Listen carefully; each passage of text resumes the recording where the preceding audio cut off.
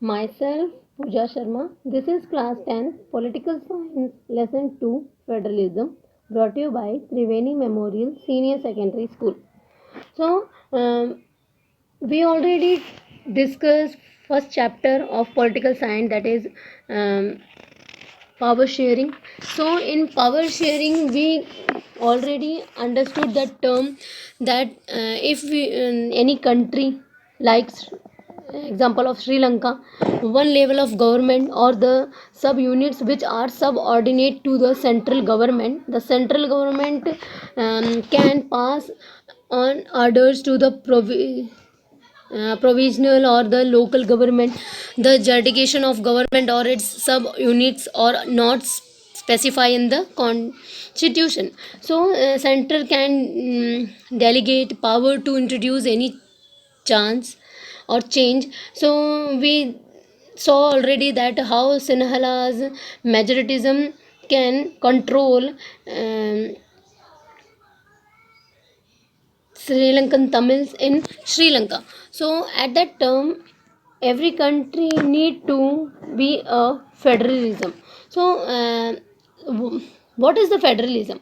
Federalism uh, means government should have two or more level or tiers of government, different tiers government the same citizen, but each has its own jurisdiction in special matter of legislation, taxation and administration.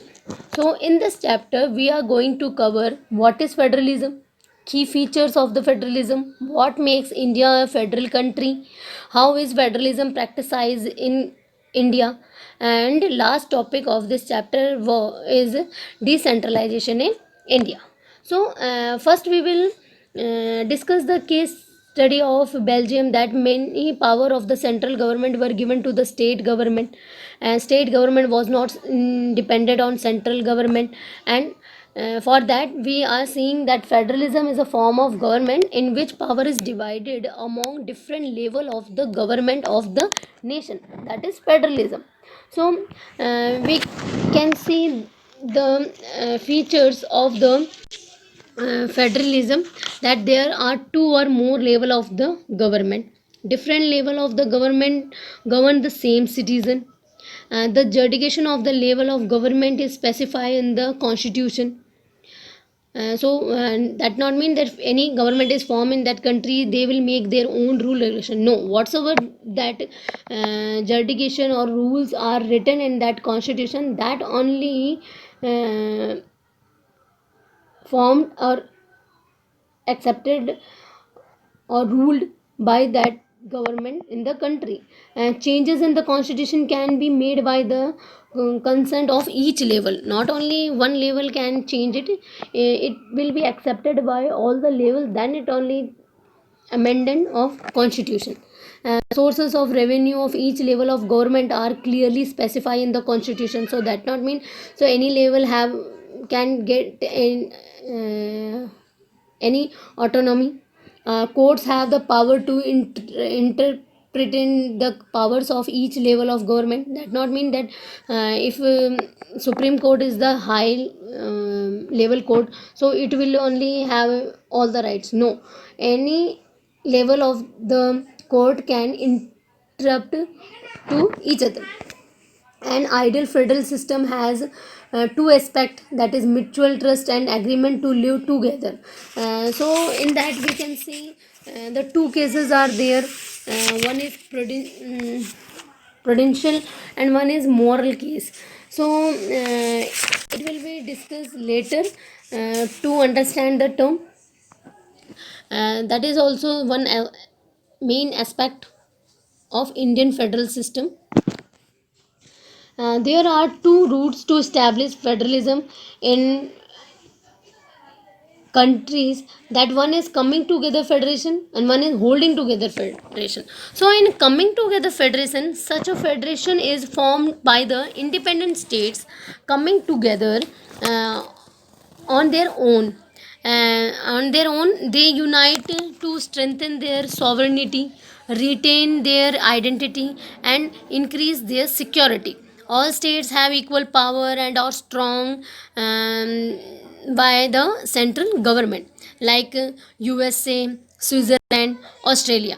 But in the holding together federation, such a federation is a form by a large countries that decide to divide its power between the constituent states and the national government, which the central government is more powerful than the state.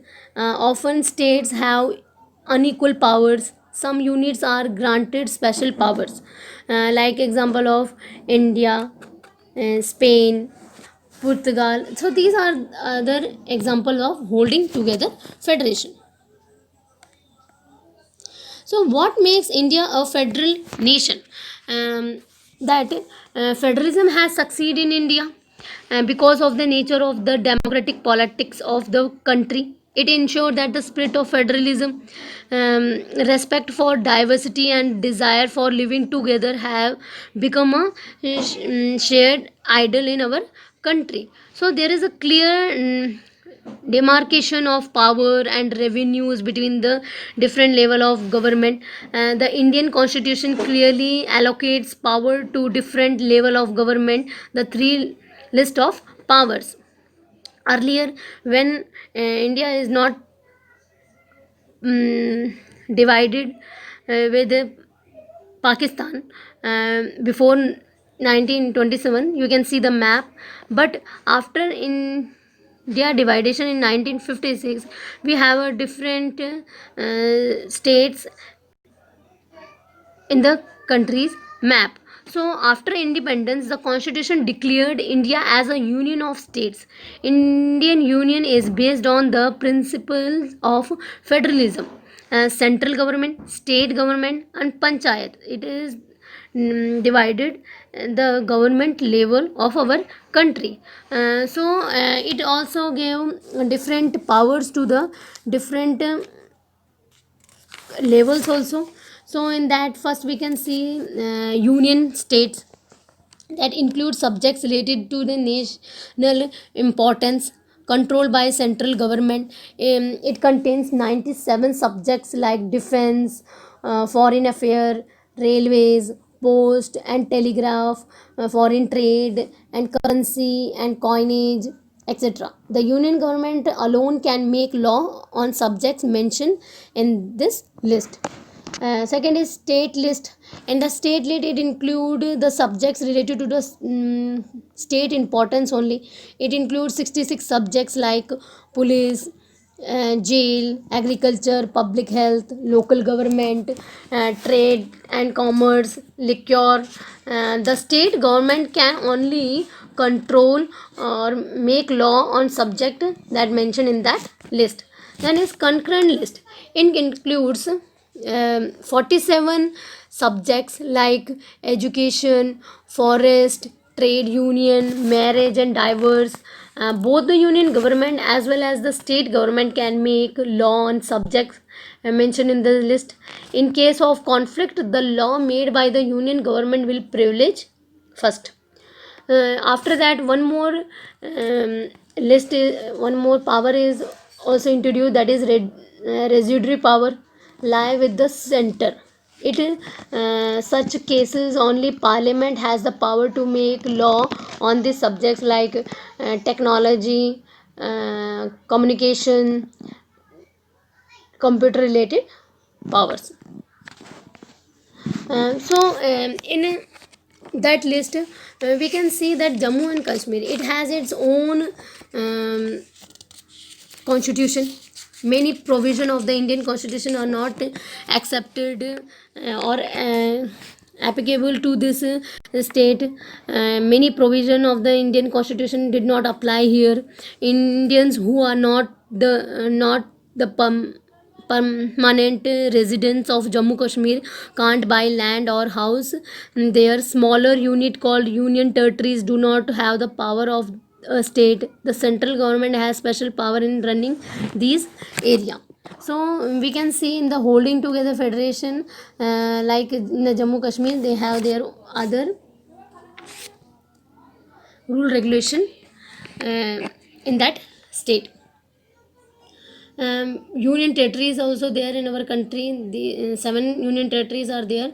They have following different, or that is only controlled by the union government or central government. Laws only followed there. Next topic is, how is federalism practiced? So, a constitutional provision are necessary for the success for federalism, but these are not sufficient. Our constitution did not give the status um, of national language to any language. Um, the nature of democratic politics is the key for the success of federalism in India, because we are divided the power in the different three levels. So we can see our India is divided or made its states in a different process. That in India, the creation of linguistic states was the first and the major test for democracy and federal system. The linguistic division was done to ensure the people who spoke the same language lived in the same state. Some states like Nagaland, Uttarakhand, and Jharkhand were created to recognize the difference based on culture, authenticity, ethnicity, and geography. The second way India practiced federalism in that our constitution did not give the status of national language to any one language. Hindi was identified as the official language. Until now, 21 languages have been recognized as the scheduled language, restructuring the of the central state relation in one more way in which federalism has been strengthened in practice. In the present day political scenario, the state government are practicing their power more independently.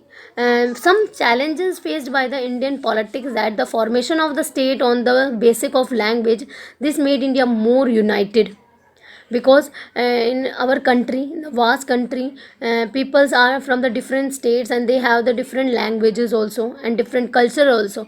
So we made our state according to the languages, so it unite India more. Language policy was a major challenge in that Hindi was made the official language only.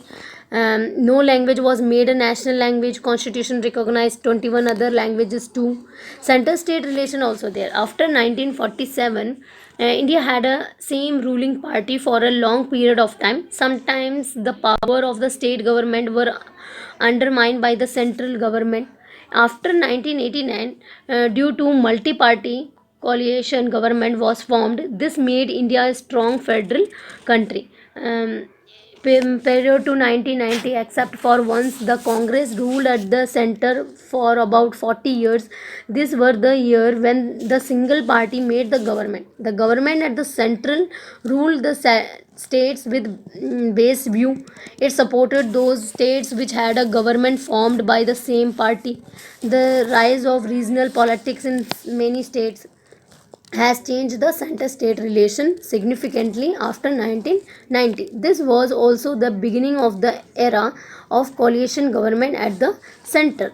Since no single party got a clear majority in the Lok Sabha, major national parties had to enter into an alliance with many small regional parties. Since regional parties do not take care of their states, this lead to a new culture of power sharing and respect of the autonomy of the state government.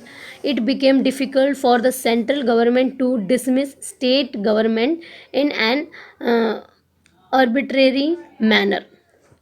Uh, Last topic of this chapter is decentralization in India. So decentralization is that means to minimize the conflicts. To minimize the conflicts, we are dividing our powers. When power is taken away from central and the state government and given to the local government, it's called decentralization. So the basic idea behind decentralization is there are a large number of problems and issues which are best settled at the local level. People have better knowledge of power in their politics. locality. So there are two or more level of the government. A vast country like India can't be run through two tiers only. So India accepted decentralization, means third level of the government. So many state of India are very diverse internally. This result in the third tier of the government, that is local government. uh, when power is taken away from central and the state government and given to the local government, is called decentralization. In the earlier years, local government was not so effective. Change made in 1992 made it effective and powerful too. Some amendments were done in the decentralization or in the third state. So changes in the 1992, it was mandatory to hold regular elections to local government bodies. Earlier it has not happened. Some cities were seats were reserved for scheduled caste and other backward classes. We can see in the Lok Sabha till also that bill is pending in court. But in the local government, we have a reserved seats for the scheduled caste and the women's also. One third of the seats were reserved for women in local government. The state election commission was formed in every state to conduct local body elections. State government was required to share some of its power and revenue with the local government. The structure of the panchayat in the local government, that several member and their heads constitute a panchayat. Member are called panch, and in that five members are there, they are panch, and head is called sarpanch. In gram panchayat, each village or a group of a village in some states have a gram panchayat. The head of the jila parishad or chairman is called mayor. A few gram panchayats are grouped together to form what is usually called a panchayat samiti or block or mandal.